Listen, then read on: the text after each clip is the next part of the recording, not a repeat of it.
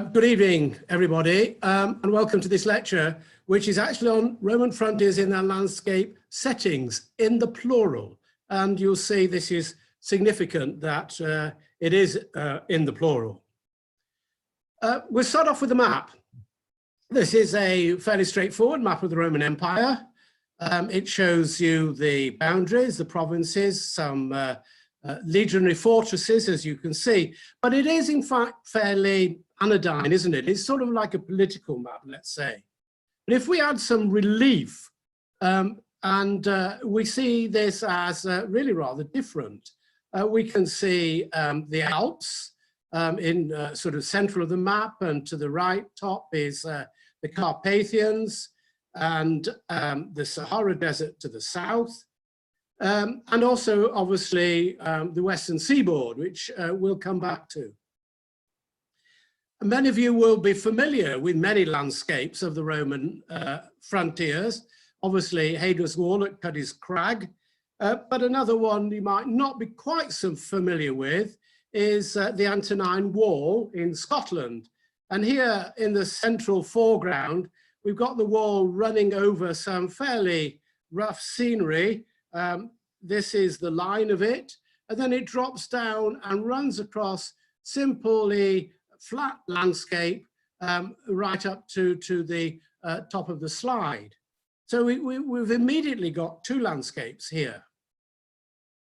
If we were to swivel round to the left from ground level, roughly where the photograph was taken, we can see another view of the Antonine Wall, looking north now across the broad valley of the Kelvin River.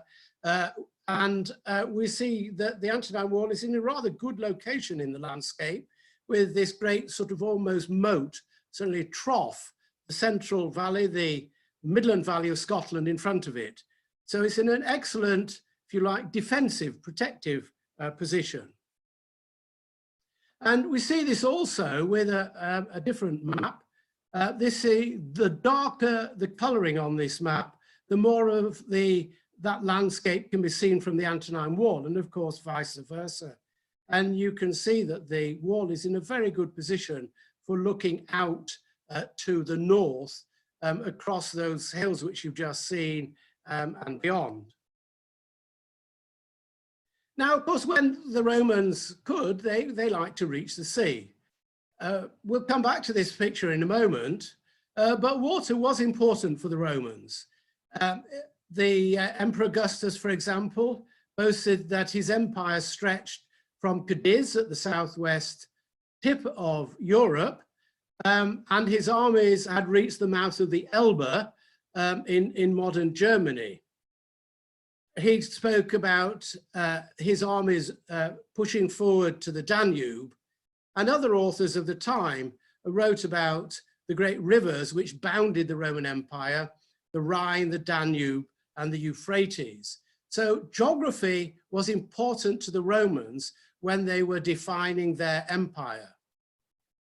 And of course, if you were to reach the sea, you were pretty safe. That is until the late empire, when raiders came down from the north through the North Sea to attack both modern France and Britain, which is why here on the top at Scarborough, where the castle now stands, the Romans erected a lookout, a late Roman fort, to keep their eye on their new sea frontier.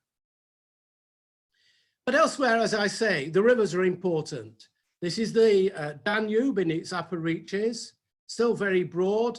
In its lower reaches, flatter ground here, coming towards the delta, just a few kilometers downstream. The Euphrates here, now photographed 33 years ago, is slowly filling with water from the Ataturk dams. But you can see very clearly the landscape through which it flows and why it was such a significant geographical feature. So on this map at the top, you can see roughly 2/3 of the top of the map is the very clear white line of the Euphrates forming the frontier through modern Turkey Syria, and then right down to Jura Europus towards the bottom of the right-hand corner of the map, which was an outpost beyond the edge of empire. But here the importance of the river defining the frontier is very clear. If we just scroll down further south, again, water becomes very important to defining the frontier.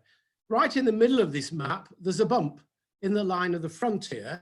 And if we were to look at this map, we'll see to the left, just above Amman, between Amman and Damascus, on the left side, there's the bump again. And the line that you're looking at is the particular high site at which agriculture is possible. So the line of the frontier actually follows this very particular climatic line in this case. How did these forts survive in these conditions? Well, obviously, if you're in an oasis, this was really very important. This particular site is in Syria, as you can see, in the middle of a desert, but with cultivable land beside it. Gaza Bashir in the Jordanian desert is not quite so fortunate. This is one of the best preserved Roman forts anywhere in the Roman Empire. In the middle, you can see what look like sticky things standing up. These are actually figures standing on the very top of the walls of Gaza Bashir, which over its gate still has the inscription recorded as its construction shortly before 300 AD. Just a little way from it is the cistern where the water was collected to keep the garrison living in this very arid region. Sometimes, as here in the eastern desert of Egypt, where this way station sits beside a road running through the desert from the Red Sea to the Nile, the oasis, or the well rather, is enclosed within a fortification, and right in the middle is the well, clearly visible at this particular site, Al-Haita. Well, that's desert. If we move into another type of landscape, this is the Carpathian region of modern Romania. In more or less, that is the Carpathian Mountains, more or less circle modern Transylvania. And the group is walking along the line of Roman towers, which run along the ridge here, the watershed between the river systems. We were actually up in the northwest corner of this map, close to Paralysium, where there is a great cluster of towers protecting a gap in the river system, in the mountains, where the rivers come very close together. And you can see here the very dense distribution of towers along the frontier, guarding the ridge between the two river systems. And right at the top is Paralysium, one of the great frontier fortresses of the Roman Empire. Of course, mountains are not restricted simply to the northern fringes of the empire. We're now looking at the Atlas Mountains in North Morocco, which help define the frontier between the empire and the desert, and also, in fact, between the two frontier provinces. Here in modern Algeria, which is most of this map, we actually have two lines of fortifications. To the left-hand side, the earlier one Hadrianic and the later one about 100 years later under the Emperor Severus. And the army didn't bother to try to cross the high plains, the high mountains, but they actually circled round them to the east to put out more outposts in towards the desert. Further east, again, they controlled these routes, very well known, the left-hand one leading up, for example, from Timbuktu into the Roman Empire, bringing goods in across the Sahara Desert, and guarded as far out as possible these routes from the empire, such as Bunjem, which you can see bottom right, where I visited the fort here way back in 1966 or 67, I think it was 66, before the modern excavations, at an oasis. That's how it managed to survive there, guarding the route into the empire from across the Sahara.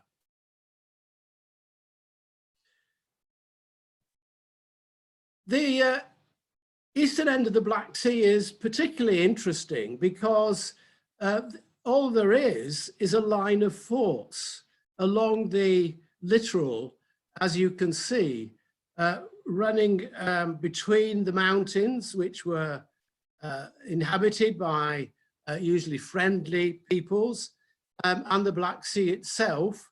Only in modern Georgia, Colchis, where you recall the Golden Fleece was supposed to have been found, is the fort at Phasis, and that's quite a large fort in this rich agricultural area. What's interesting here too, you can see Poti, Phasis, the next but one to the south, Gonio, and further north around the coast. These forts are at the mouths of rivers, and that's really quite important because it would allow merchants as well as the Roman navy to draw their ships into the tributaries out of the main flow of water along the coast and away from the sea itself, where they could so easily get shipwrecked in storms. So often water in this particular way plays a part in where Roman forts were placed beside river mouths so that ships can be pulled away into safe anchorage. Of course, there are many places where there were no features such as deserts, mountains, rivers, or seas. And in these places, the Romans would often create a linear barrier, such as you see here in modern Germany, not visible today other than this line running from bottom left right up to the top of the screen, which marks the line of the now otherwise defunct Roman frontier in Egypt, in Germany. Although this doesn't survive today, various parts have been reconstructed, such as this palisade beside the Roman fort at the Saalburg in Upper Germany, which itself guarded a pass, incidentally, through the mountains. And here we have a reconstruction based broadly upon the description of the palisade, which we know from Roman literature, and in fact the biography of Hadrian, which states that this palisade was constructed in Germany and held together by braces at the back of it to maintain it solid and in place. Hadrian's Wall, of course, was built at the same time, and as we've seen before, occupies some very spectacular mountain scenery. In this case, or at least hilly scenery. I don't think I would call Mons Fabricius, which we're looking at, really a mountain. But it's an artificial barrier constructed right across the Tyne-Solway Isthmus, utilizing, however, the River Tyne in the east and the Solway Estuary, that is at both ends, utilizing the rivers as part of its line. So you see to the east, these walls end, and the Tyne flows down to South Shields. And then the far western end, Brough by Sands, Drumbrough and Bowness on Solway are all on the south shore of the Solway and its attendant rivers. And therefore, it's really a sort of hybrid system of using waters as well as the great valleys, as you can see in the center, running across from Corbridge through this gap in the hills to Bad Oswald. The frontier dispositions are quite interesting. I want you to look at the red dots on this map because they are the cavalry forts.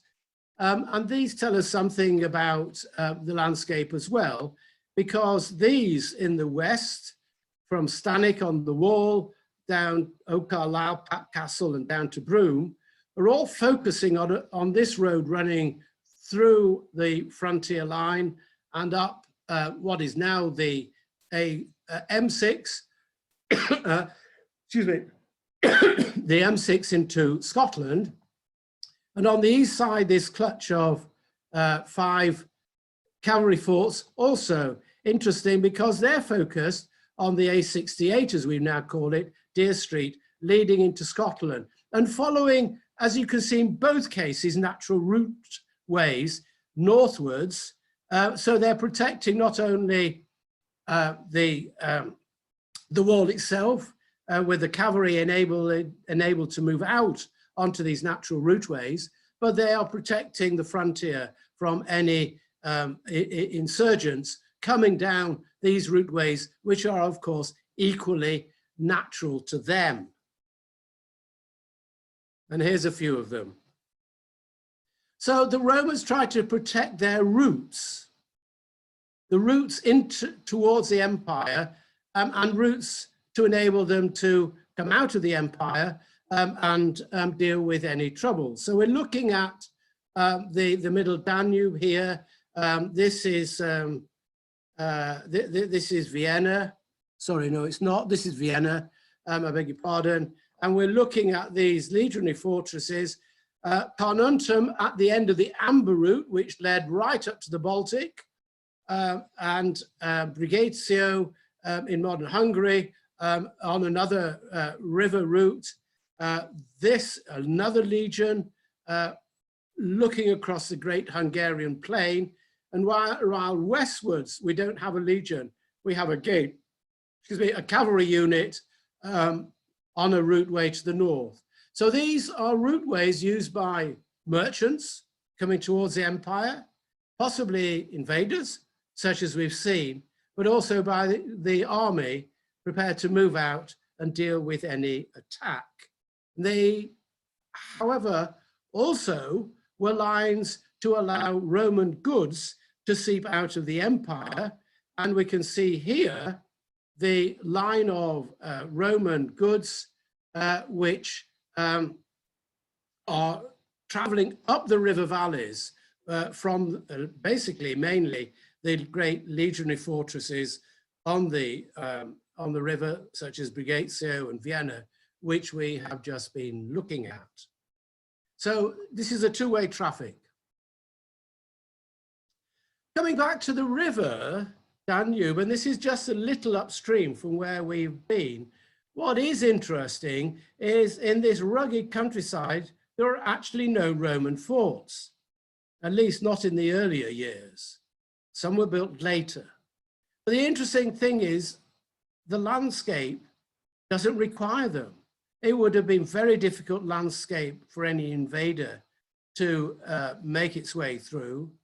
And so it was left, as it were, unguarded through at least the early years of Roman presence in that area.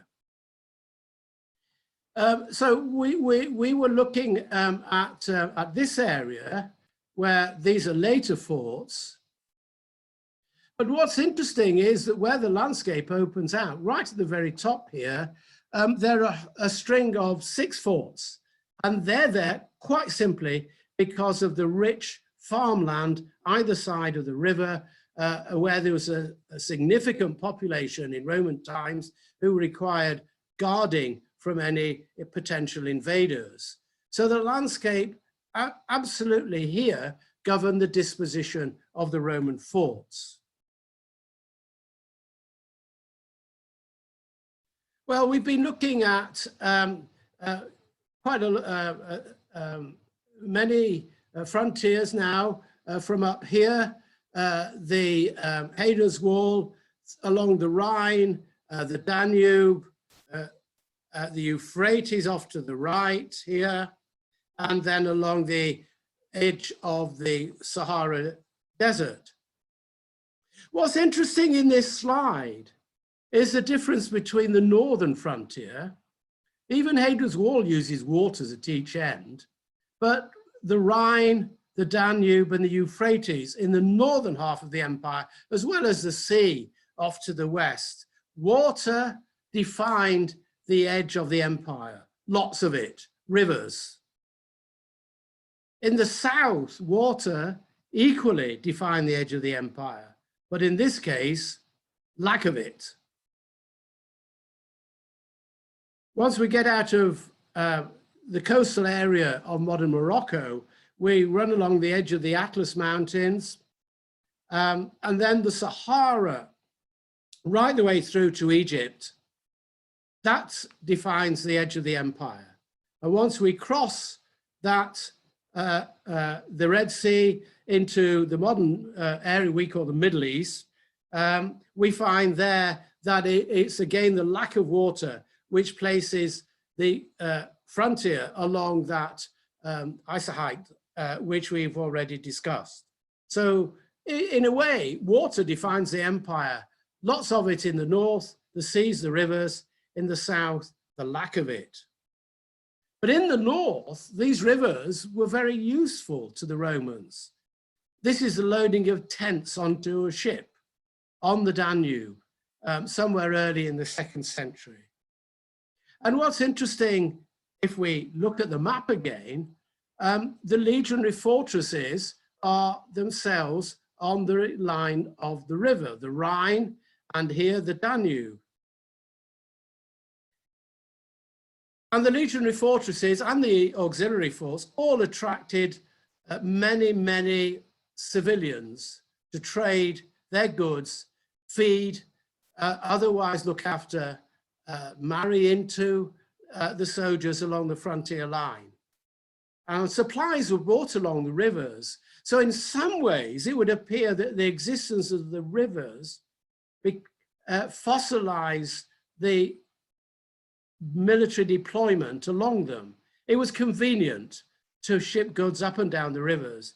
And once that fell into place, after that, it became more difficult to bother to move. And so the rivers helped to create the edge of the empire simply because of their economic usefulness. Water, again, obviously so important in many circumstances. Many of you will know Chester's Roman fort on Hadrian's Wall, occupying left center of the screen, the bathhouse, and that is down close to the river. And here, the fort is actually not exactly where it should be. It should be about a mile away. But clearly, the planners of Hadrian's Wall moved the fort from its primary, theoretical, if you like, location down to the river because of the importance of water for the soldiers, the horses, because this was a cavalry unit, and bathing. Right at the far southeast corner of the Roman Empire is the fortress town of Dura Europus, now sadly ravaged by treasure hunters following the civil war in Syria. And you can see here the results of the excavations between the First and the Second World War. But that's not my primary concern. It's to the left and the bottom, and the richness of the lushness of the landscape, these green fields and woods along the Euphrates reminds us of the strategic importance of placing the fort next to water. So we're back to the map, which we saw almost at the very beginning. And it is an important map. It's, if I may say so, probably the best map you'll ever see at the moment of the Roman Empire, because so many of them show Trajan's conquests right over on the east side, saying this was the Roman Empire at its greatest extent. Well, it may well have been, but it only lasted for 3 years, so it hardly counts. But what this map does, what any map does, is solidify our views. This was the Roman Empire. These were the frontiers of the Roman Empire. But the frontiers did not, if you like, encapsulate, enclose everything that was Roman. Some years ago, perhaps 20 years ago, I started a project about Roman frontiers. And the first email I got was from right up here on the eastern side of the Baltic, from a museum curator who wrote and said, we think we're part of your project because we have Roman material in our museums, which came from the Roman Empire. And of course, this material all passed through the Roman frontiers. So the reach of Rome was far beyond its frontiers. And if we look at this rather different map of the Roman world, we can see that what we're looking at are just some of the places which the Romans reached beyond their frontiers. So, and mostly under the Julio-Claudians, Augustus, for example, right down at the bottom is Garama. And here, Cornelius Balbus came under Augustus to deal with the rather awkward Garamantian peoples who tended to like attacking the Romans. So he got here. Another general came across well into the Sahara, marching days through waterless grey desert. In his, as it were, memoirs, the record of his deeds, Augustus recorded that his armies reached the mouth of the Elbe, his stepson Drusus crossed the river Elbe,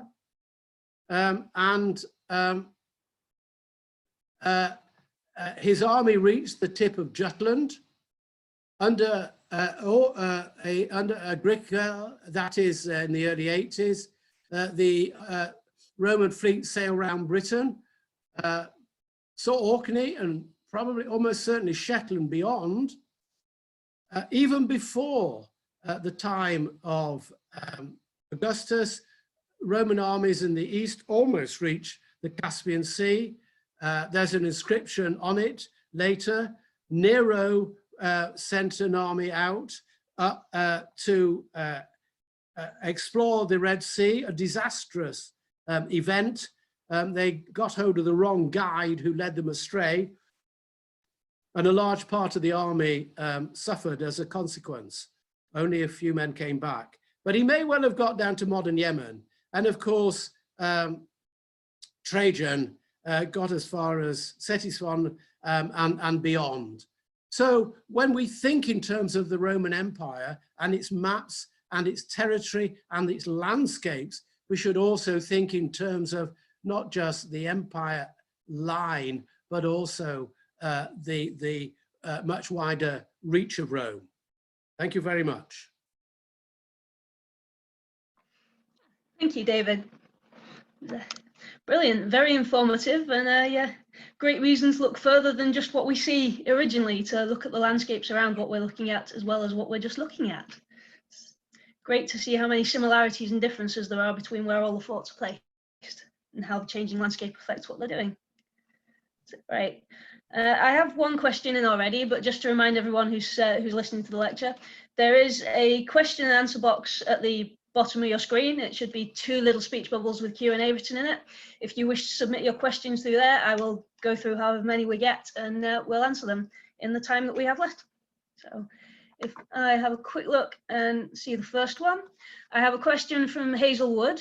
Was the type and strength of the frontier defences left to the local commander? That is a very good question. One presumes, and I am, like you, clearly very interested in decision making and at what level it was taken. So let's start off with the emperor. It's quite clear in many ways that the emperor gave very strict instructions to his governors when they went out to a province. One of the best pieces of evidence for this is that when Nero died, Vespasian was putting down a rebellion in what is now Israel, Palestine, Judea, and he stopped dealing with an internal insurrection and sent to the new emperor to ask for instructions. And it really demonstrates very clearly that the strict control the emperor had over the actions of his provincial governors. Another interesting aspect is when we look at the frontier in Germany, when it was rebuilt later in the 2nd century, or even perhaps early 3rd, one province, which was Rhaetia, rebuilt its timber fence with a stone wall, and the next province, Upper Germany, rebuilt it with an earthen bank and ditch. And you would think, oh gosh, why weren't they the same? It's a very awkward junction between the two, as you can imagine. So you can see here that decisions perhaps of the type of frontier were left to the individual provincial governors. And Britain has a lot of evidence, I think, to play a part in this. It's clear that the Emperor Hadrian decided he was going to have a frontier in Britain. And he may even have defined the type of frontier because frontiers in this way were new. So, you know, his generals would say to him, well, what do you want, sir? And at this time, there were no, to speak of, just 3 or 4 defended cities in the Western Empire, but Hadrian knew the East very well. And so you can imagine him turning around and saying, oh, one like that wall around Athens or that Greek city, you see? And that's what Hadrian's Wall started out life as. But it's then some of it, so there's different levels of decision making insofar as what we've got is not just a stone wall, but some of it's turf. Who made that decision? Was that Hadrian or was it the governor? And was it, if it was it because there wasn't much good building stone in the West, where there was lots of pasture, because it's wetter, obviously even today in the West, so you have more turf available. There's not much turf in the area of Housesteads to build a turf wall. And indeed, timber starts becoming difficult to get hold of. I mean, by about 500 BC, we know that the landscape was roughly similar today, with a lot of timber already gone, a lot of woods already gone, and a lot of farms established. So we haven't got a lot of timber to deal with. So that's a question, who's actually taking that decision? And then if you come down to the next level of decision making, each legion was told to build a 5-mile length of wall, and they designed their own mark castle and turret types, and wall type for that matter. So that you can see decision level making coming down to a level below even the provincial governor. Oh, fascinating. It's almost like it works on site, where we get the information from on high that filters down to the project manager, to the project officer, to a supervisor, and then eventually to the digging staff on site who go, yeah, I'm just going to dig it the way I want. Well, that's a very also interesting example, you see, of a problem. So Hadrian's Wall was designed in a particular way, and then they started tinkering with it. So the life of Hadrian's Wall is being tinkered with to improve it. So we know Hadrian comes to Britain in 122, and we could suspect he goes and visits his wall. And there's a theory out there which is along the lines of, oh, well, once he'd gone out of the way, the people the engineers and and architects tidied it up and made it workable when Hadrian was out of the way. And you think, I'm not sure about that. You've got to remember the anecdote about the philosophers who had dinner with Hadrian, and when he went to bed early, one of the philosophers turned to another and said, he was wrong, why didn't you correct him? And the answer was, you don't argue with a man with 30 legions at his back. So are you going to play around with Hadrian's wall just because you think Hadrian's out of sight? Somebody's going to squeal on you. Yeah. Okay, we've got quite a few more questions coming now, so let's move on. I have one from Steve Honeysett. Did the Romans explore deeper into Africa? Well, they got down, yes. Yeah, first of all, I mentioned Cornelius Balbo got down to the Garamantes, which are west of the town of Seba in modern Fezzan. Hostilius Geta crossed the Atlas Mountains and marched for several days into the Sahara there. Nero sent an expedition up the Nile, and it's thought it got a long way up the Nile from the description brought back, which describes the junction, the swampy ground at the junction of the Nile and one of its major tributaries. And this is, way up into Sudan. So there were certainly those three. But so many years ago, 50, 60 years ago, the theory was put forward that some of these expeditions under Augustus and his immediate successors were probes to see what the land was like beyond the empire. And once they realized it was only desert beyond the eastern frontier, they just stopped exploring it thereafter because they knew there was nothing else there that they needed or wanted to conquer. Hey. Oh, they're coming in quite fast now, actually. Hang on, I've got quite a few. I have, the next one is from Rosalind Anderson, and she is asking, would you count the Gask forts or Gask Ridge as part of Roman Reach rather than a frontier? No, I would regard it as part of a frontier. I think the big problem with the Gask is that there's a lot happening in a short time. From the time that Agricola in 79, probably, presumably,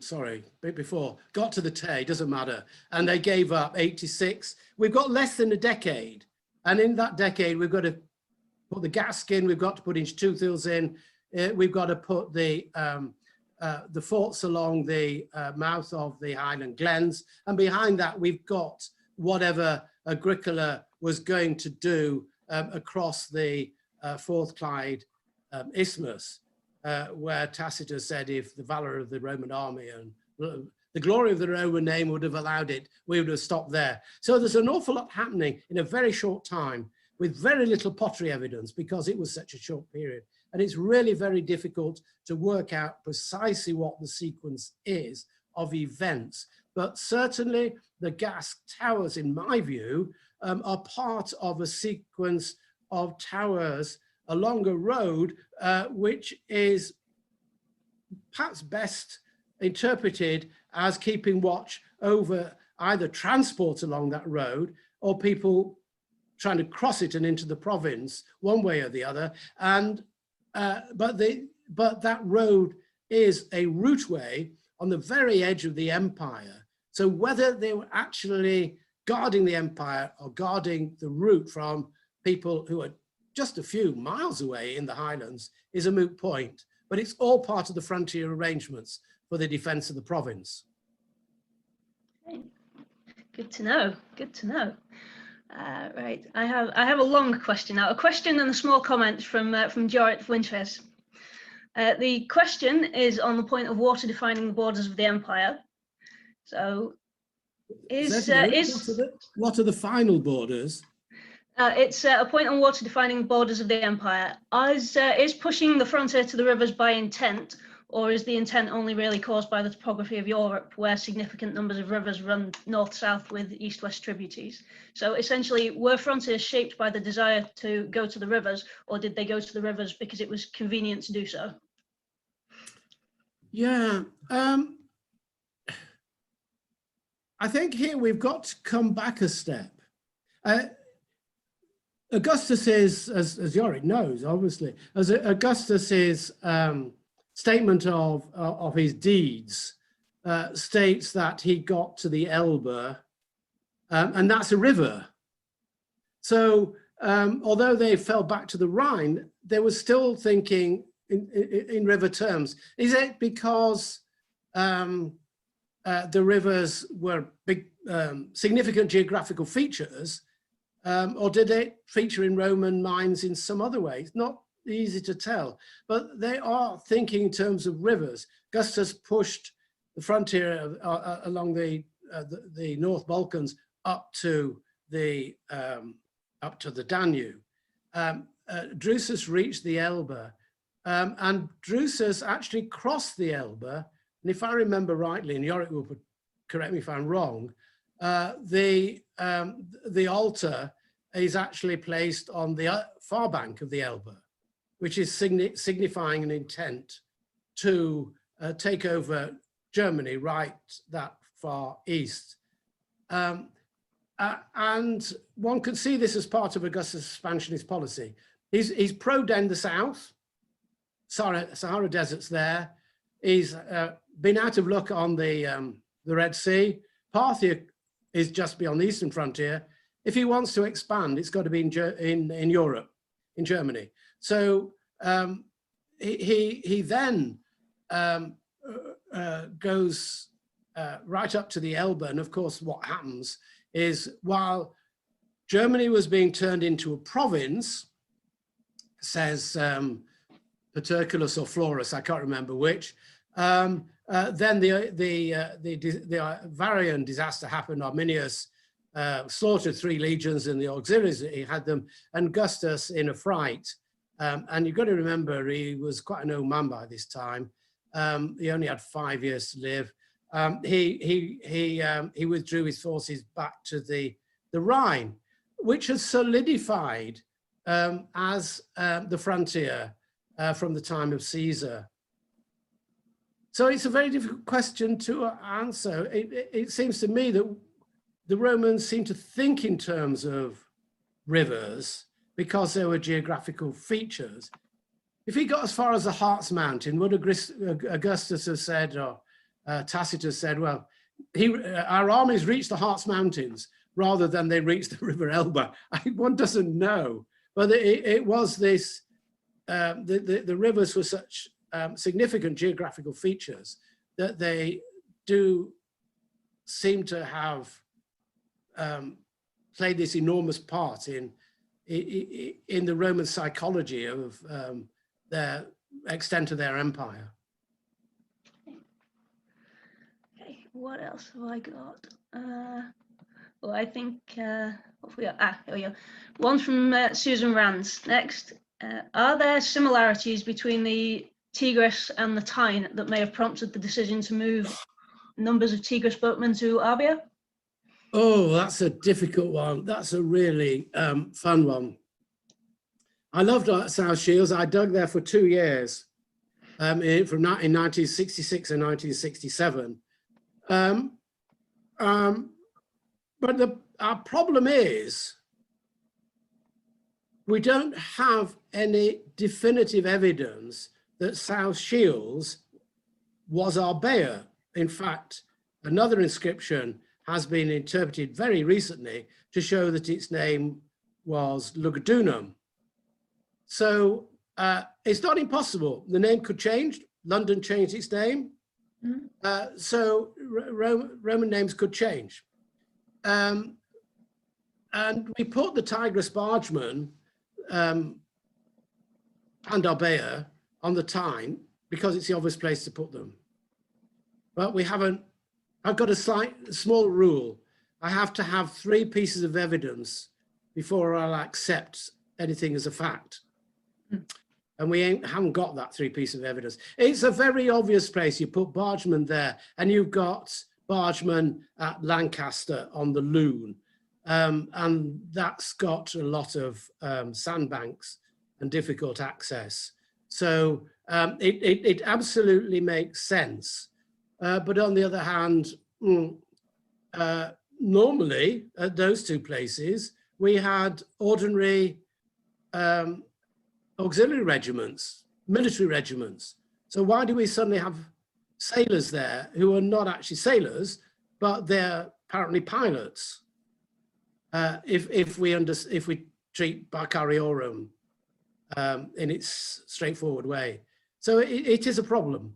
And our usual solution, as I say, throughout has been to say, oh, we got bargemen, we got them on the east side of the country, we'll put them at Arbea, and Arbea gets its name in some way from the Arabs, which David Kennedy explored that possibility some years ago, and that's how it came to be known by a name which is a sort of slightly convoluted name relating to Arabs, who were, of course, would be appropriate in relationship to the Tigris. So I'm sorry, it's not a very satisfactory explanation, but it's nice to have something that we don't know, isn't it? And can hope that we'll get some more evidence about. Yeah, well, that's it. We always need to have new things to research, and the more interesting the questions are, the more interested we are in answering them. So my next question comes from Peter Daly, who says, why was there a frontier on the tip of what is now the Ukraine near Sevastopol, but not further inland? Yeah, we don't really know as much as we would like to about what's happening there.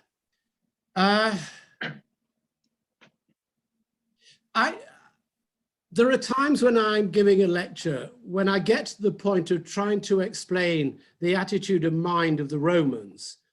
And in many ways, the easiest way to do it is to offer a parallel of white men in the 18th and 19th century who saw the world as theirs to have whenever they wanted it. And so they would put forts in other people's lands. I mean, I'm reading David Olusogo's Black and British book at the moment, which starts out in a fascinating way in precisely this, British building a fort on Bunce Island in what later became Sierra Leone.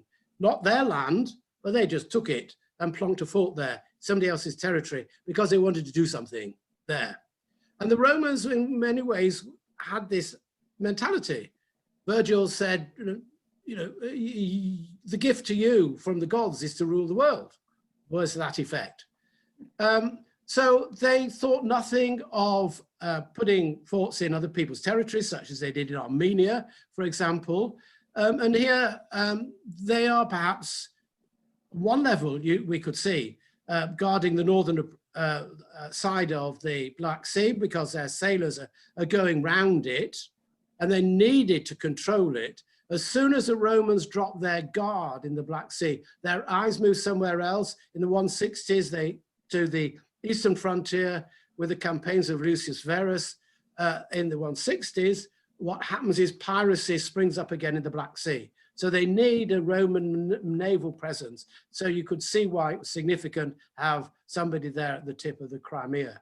But it was what we would call a client kingdom or a friendly kingdom.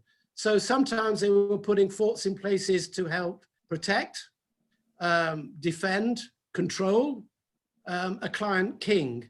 And so there are quite a number of possibilities, and we don't really have much written evidence to help us understand what was happening in the Crimea in Roman times, apart from the fact that it was controlled by a dynasty who were friendly to the Romans most of the time. Interesting. Right, I have 5 questions left. I know it's now 10 to 9, so we'll try and squeeze them all in. But I think these will be our last 5 if I manage to fit them all in. So, question from Sally Blandford: how significant do you think Rome's involvement with India was? Oh, they got they got goods from India. There are new good books now on also on trade with India. The Romans saw this as a rather problematic because of the outflowing of money to the east to buy goods, luxury goods for the empire. So yeah, there were and trade winds were understood, so they knew at what time of the year to sail. And if you look at Ptolemy's geography, you can see that Ceylon in particular, way out of shape in relationship to India, but it's there. So the geographers knew something about that area as well. Yeah. Okay. Next one is from Mark Richards. Might Hadrian's Wall have been started before Hadrian visited? Well, I think the modern researcher, I held out against this for a long time, but I've given in. One of the things that we can see is that it takes quite a long time to organize, say, an imperial visit or a campaign. And you saw this with the first George Bush's reaction to the invasion of Kuwait. The army wasn't sent in straight away. They gathered troops and the equipment and everything. And when the Americans were ready, they moved in. There is this time lapse.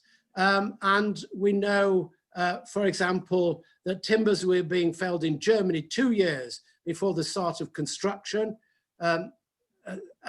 So there's a really strong possibility that Hadrian's Wall was being planned, surveyed, troops coming across to Britain from Germany, and preparations being made, and possibly even a stretch of Hadrian's Wall built to show the emperor before he arrives to give it its imprimatur. So I think we should be looking and thinking about perhaps a couple of years before 122, the Romans were already at work on the great scheme, which we know as Hadrian's Wall.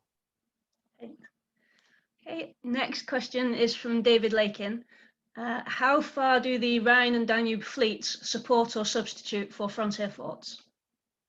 Gosh, we don't really know. I mean, we don't know as much as we'd like to about the fleets.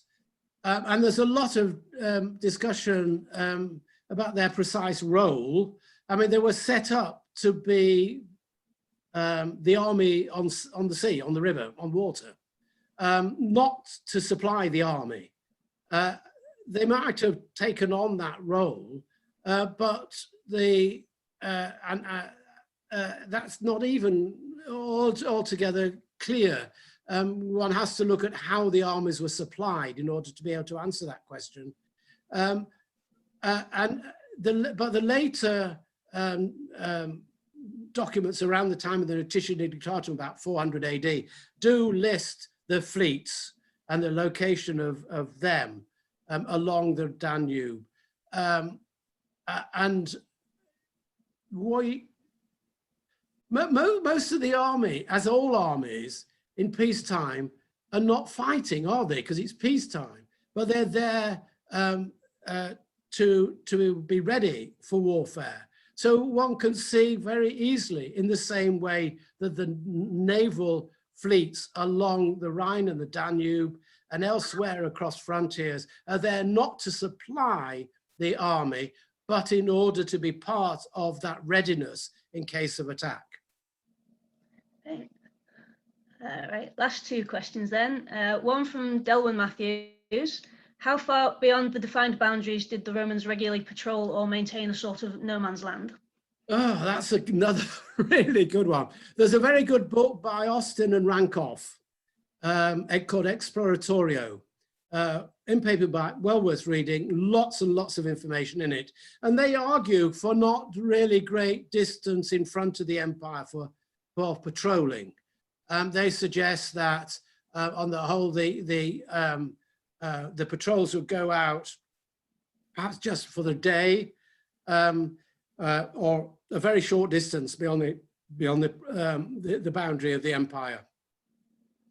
But on the other hand, we know that there were embassies to kingdoms beyond the empire, and we know that some soldiers did go further afield.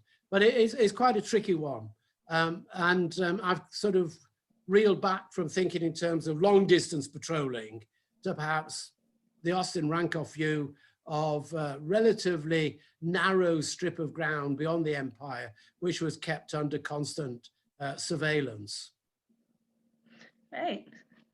Okay, and the final question is from Mark Corby, who I think is referring to one of your maps, and he's asking, what is the small gap between the two Mauritanias? The Rif. It's a mountain range which comes down to the sea. So there's, I'm not even sure if there's a road there to connect with the two Mauritanias. You would have to sail round the Rif because it comes right to the edge of the Mediterranean. It didn't really matter to the Romans. They just sent the ships round. By this time, they were a seaborne power, obviously, as well as a land-based power, and control the Mediterranean. And it didn't really bother them about the gaps, like not having forts around the whole of the northern shore of the Black Sea. Wasn't necessary, so they didn't do it. But it is, in this case, the mountain range known as the Rif, which comes right down to the sea and separates the two provinces.